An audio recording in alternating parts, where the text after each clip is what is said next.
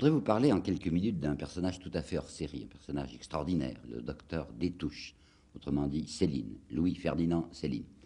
Je sais très bien que c'est un sujet un peu scabreux, du moins en France et en Belgique, peut-être pas en Suisse. Pourquoi scabreux? À cause de l'attitude qu'il a eue pendant la guerre, qu'on lui reproche. Et c'est un fait qu'il a fait partie de ce petit groupe des émigrés français qui ont suivi le maréchal Pétain à Sigmaringen. Moi, il y a une chose que je tiens à dire, parce qu'elle est essentielle, elle est capitale, à savoir qu'il n'a jamais été réellement un collaborateur de l'ennemi. J'en connais des collaborateurs, par exemple M. Maurras, par exemple M. Brasillac, le journal L'Action française et le journal Je suis partout dénonçaient. Ils indiquaient à l'occupant les gens qu'il fallait arrêter ou qu'il fallait abattre. Céline, pas question, jamais. Premièrement, il n'a jamais collaboré ni à un journal, ni à une revue, ni à la radio de l'occupation. Deuxièmement, il n'a pas fait partie de ce groupe des écrivains français qui ont été invités chez Hitler. Et troisièmement, il était mal vu de l'occupant. 2 fois seulement, 2 fois. Il a demandé quelque chose aux forces allemandes d'occupation. Primo, c'était pour essayer de sauver quelqu'un, un de ses amis, raté. Deuxièmement, c'est parce qu'il avait envie d'aller de sa petite maison de Saint-Malo. Il avait une petite propriété à Saint-Malo. Les Allemands ont refusé. Il y est allé, tout de même, mais il s'est fait arrêter. Alors vous voyez, c'est capital. Ça prouve que cet homme n'avait vraiment mérité aucune indignité nationale. À ce point que, lorsque son jugement est intervenu par contumace, c'était en 1950, et vous savez que par contumace, on charge toujours la peine. Ben, savez-vous à quoi il a été condamné par contumace? À 1 an de prison, autant dire l'acquittement. Pourquoi cette condamnation? Elle était symbolique, c'est en raison de son attitude antisémite. C'est parfaitement vrai que dans 2 bouquins antérieurs à la guerre, l'un qui s'appelait Bagatelle pour un massacre et l'autre L'école des cadavres, il avait développé un antisémitisme forcené et vociférant. C'était surtout littéraire, parce que dès le premier jour des hostilités, dès le déclenchement de la guerre, pas un mot, vous entendez, mais plus un mot sous sa plume concernant les Juifs. Et après la guerre, avec un écrivain juif américain, le professeur Milton Indus du Massachusetts, il a lancé cette espèce de mouvement de tentative de la réconciliation des Aryens et des Juifs. Milton Indus a du reste écrit sur lui un très beau livre en 1951. Eh bien, je l'aimais bien, Céline, je l'aimais beaucoup, j'aurais beaucoup voulu le rencontrer.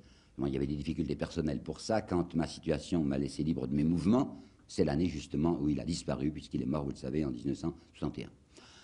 Pourquoi est-ce que je m'attache à lui? Pour 2 raisons. Premièrement, parce que c'est un écrivain vraiment étonnant.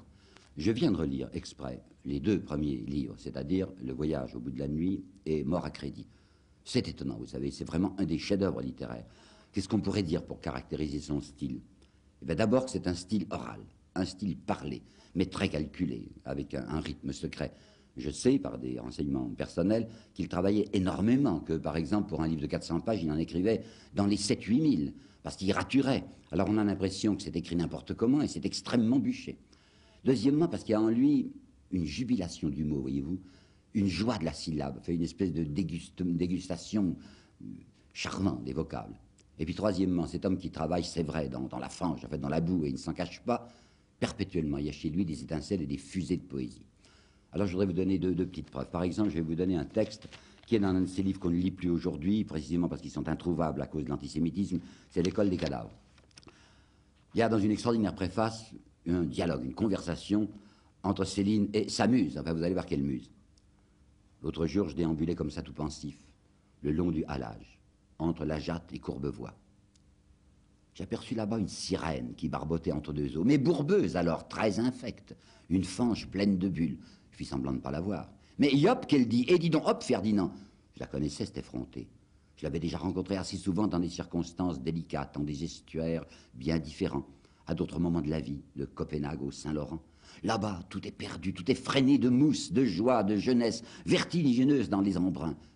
Cette déchéance me bouleversait, bien sûr, comme ça, dans la Seine, si poisseuse, si égoutière. Alors je passe sur le dialogue, qui est surtout une bagarre, et voilà la fin. Plouf, une immense éclaboussure. Elle était déjà plongée, elle voguait là-bas très loin, tout de même bien tentante, la damnée chérie. À un autre moment, toujours dans l'école des cadavres, il donne la parole à ceux qu'il appelle les bardes, vous savez, les bardes de cimetière, qui font honte aux mobilisables français de 1939 de ne pas se ruer comme ça tout de suite, musique en tête, au casse-pipe. Alors on les entend parler. Et ces bardes parlent de ceux de 14. Ceux de 14, il en était, Céline. Vous savez sans doute qu'il s'était engagé volontaire et qui s'est, comme on dit, couvert de gloire avant sa trépanation.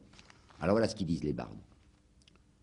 Ceux d'hier, ils n'ont pas chipoté, ces fiancés des nécropoles. Pour s'apporter, torse brandi, fou d'ivresse offensive, transluminant de vaillance, à travers glacis, redoutes et torrents de mitraille. Vous voilà bien équivoque avec vos façons de lambiner, de réfléchir sur les détails. Sonnez, olifants, frémissez, drapeaux, rafalez, tambours. On n'est pas encore debout? On n'a pas encore l'arme au poing? Quelle horreur! Bande de goujards butants. C'est pas comme M. Végan de Suez. Lui, au moins, il la sauvegarde, la flamme des suprêmes sacrifices. Il se la rallume pour lui tout seul, avec des coupons terribles. Le double passage de Céline à l'armée ne lui a pas donné une admiration très considérable pour les militaires de profession. Et il y a une petite phrase que je voudrais aussi vous lire, elle est dans le voyage, la voici. Tant que le militaire ne tue pas, c'est un enfant. N'ayant pas l'habitude de penser, dès qu'on lui parle, il est contraint, pour essayer de vous comprendre, à des efforts accablants.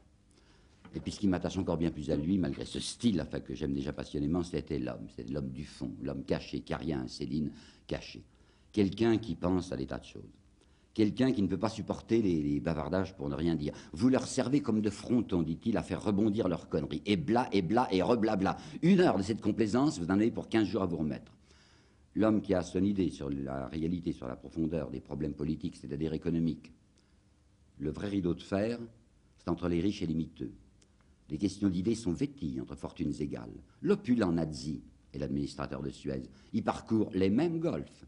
Ils ouvrent la chasse ensemble, ils soupent à Saint-Moritz. Mais nous, là, Penailleux, Trimard, Mégotière, Modicateur, allez, à la niche.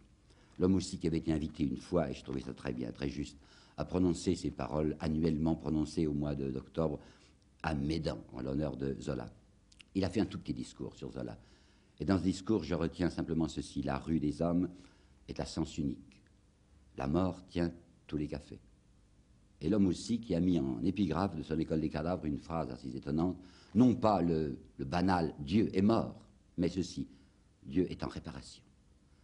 Alors je voudrais vous lire une petite chose que je trouve dans ce qu'il écrivait à Milton Indersell, professeur américain qui a fait un livre sur lui. C'est dans une de ses lettres, qui sont de 1949, je crois. Ce qui me fait enrager, voyez-vous, c'est l'insensibilité des hommes. La maladie du monde, c'est l'insensibilité. Pour sortir de cette hantise, je m'y prends comme je peux. Puis écoutez encore ces choses-là. Dans le monde, gueule, tripe, elles restent. À ne pas savoir où les mettre, à l'appel. Mais le cœur, depuis 500 millions d'années, les tubes gastriques, elles restent. Ça se compte plus. Les cœurs, sur les doigts.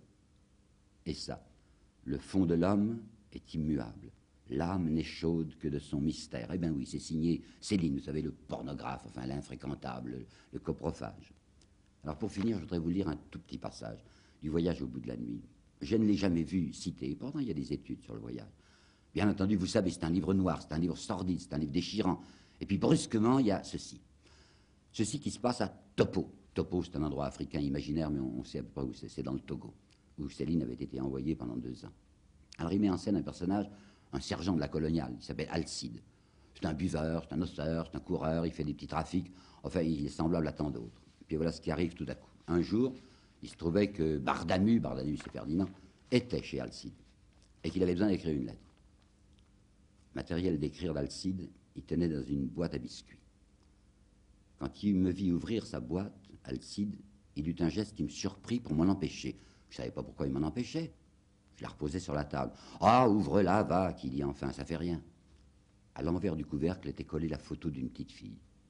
Rien que la tête. Une petite figure douce avec de longues boucles comme on les portait dans ce temps-là. Je pris le papier, la plume et je refermai vivement la boîte. J'étais bien gêné pour mon indiscrétion. Mais je me demandais aussi pourquoi ça l'avait tellement bouleversé. Alors, bien sûr, j'imaginais tout de suite qu'il s'agissait d'un enfant à lui dont il avait évité de me parler. J'en demandais pas davantage. Et je l'entendais derrière moi, qui essayait de me raconter des choses. Il bafouillait. Je savais plus où me mettre. Ça serait une confidence tout à fait pénible à écouter, j'en étais sûr. J'y tenais vraiment pas. C'est rien qu'il disait. C'est la fille à mon frère. Ils sont morts tous les deux. Ses parents? Oui, ses parents. Alors qui c'est qui l'élève maintenant?